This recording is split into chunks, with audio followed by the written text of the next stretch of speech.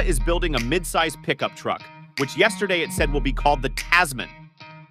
Named after the Australian island state of Tasmania, Kia has confirmed the truck will be sold in Korea, Australia, Africa, and the Middle East.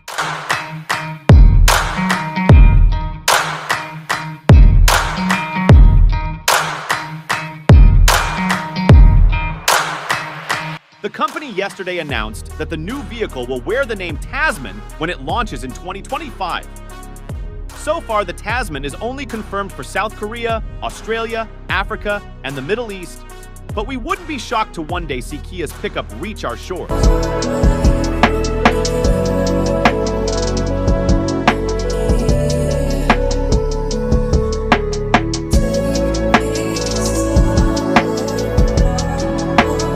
Kia is promising a full suite of single cab, dual cab, 4x4 and 4x2 configurations for the Tasman, along with a segment-appropriate 3,500 kilogram braked towing capacity. The vast majority of variants will be powered by an enhanced version of the Sorento's 2.2-liter 4-cylinder turbo diesel and 8-speed automatic transmission combo, which presently chugs out 148 kilowatt per 440 newton-meter meter.